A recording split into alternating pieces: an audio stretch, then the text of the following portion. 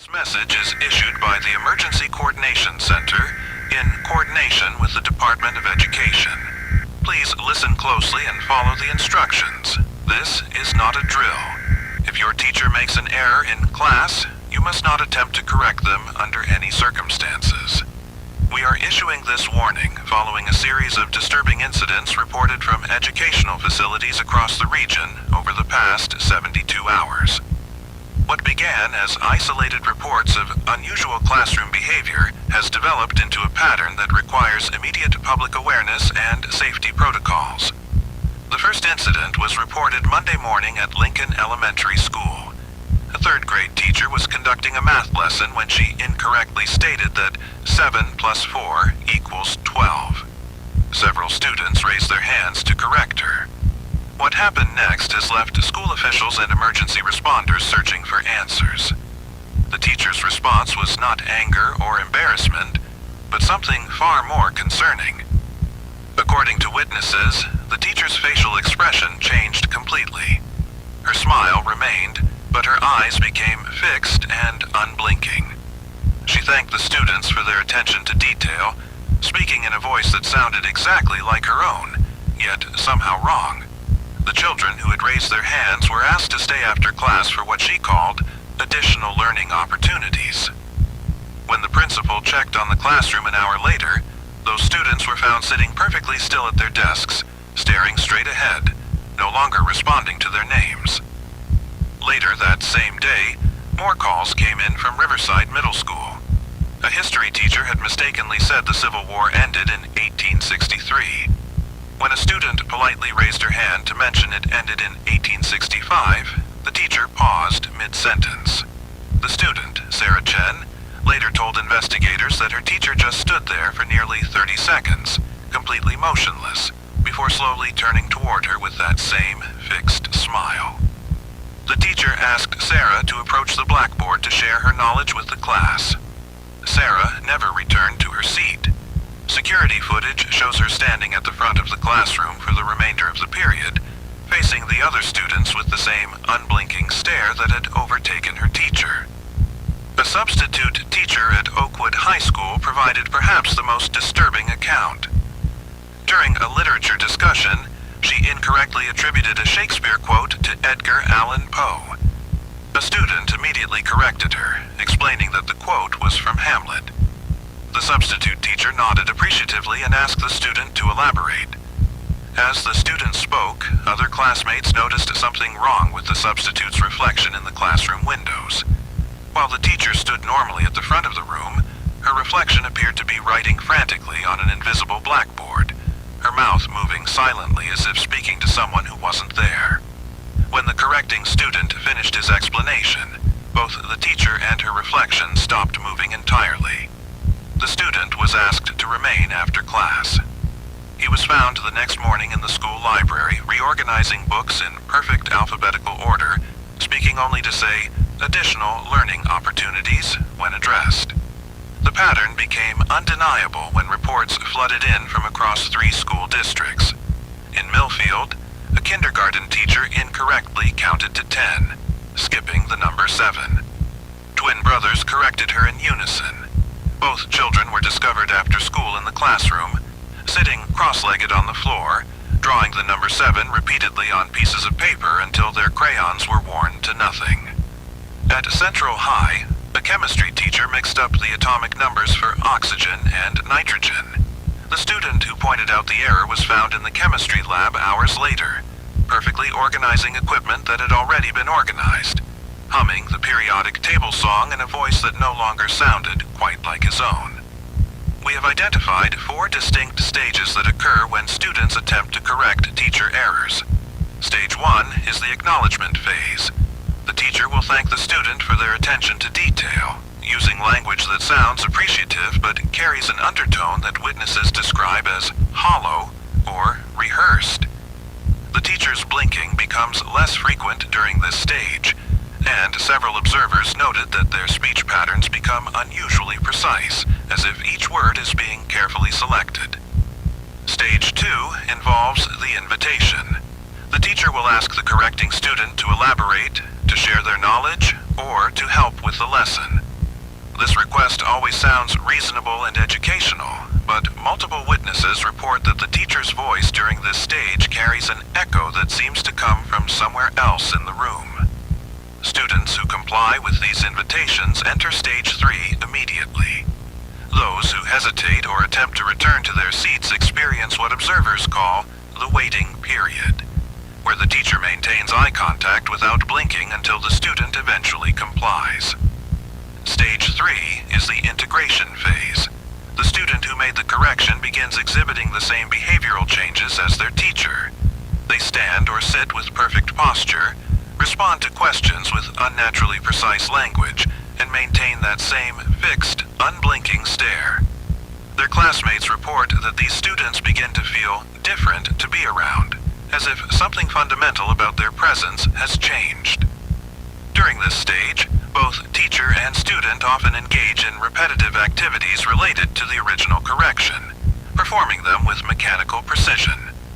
Stage 4 occurs when other students attempt to interact with those in Stage 3. Multiple witnesses describe trying to get their classmates' attention, only to receive responses that sound correct but feel wrong. The affected students speak in their own voices, use familiar phrases, even laugh at appropriate times, but classmates consistently report that it's not really them anymore.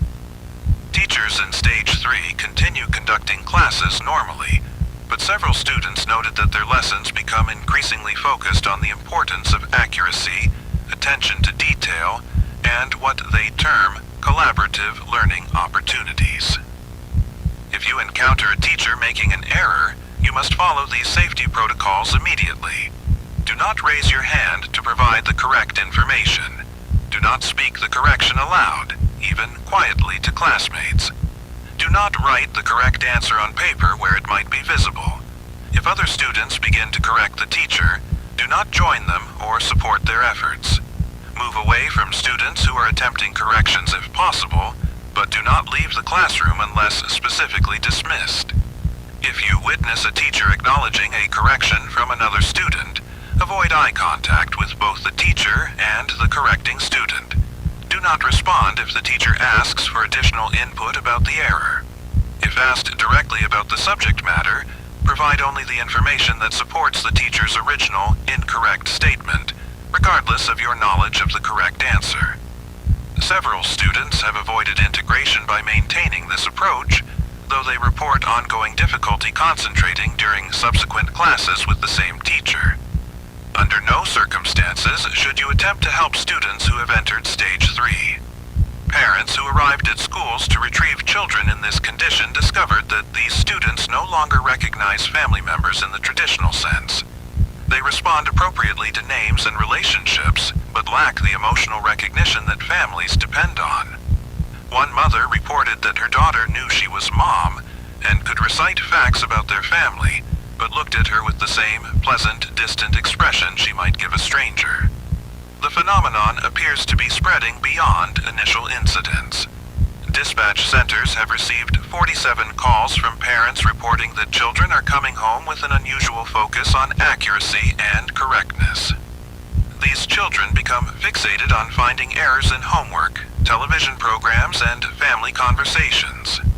They offer to help siblings with learning opportunities and speak with the same unnaturally precise language patterns observed in affected schools.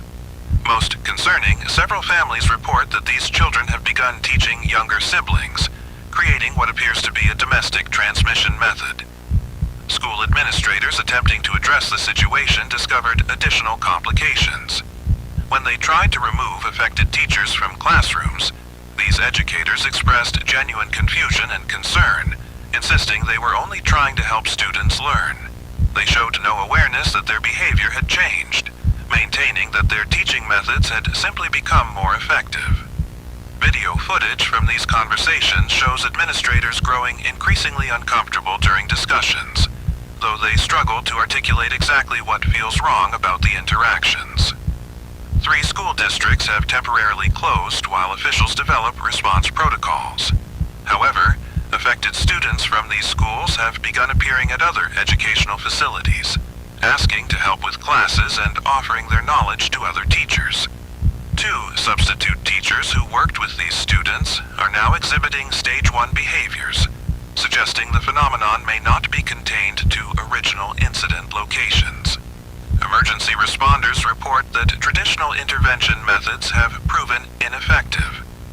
Affected individuals show no signs of distress and genuinely believe they are providing valuable educational services.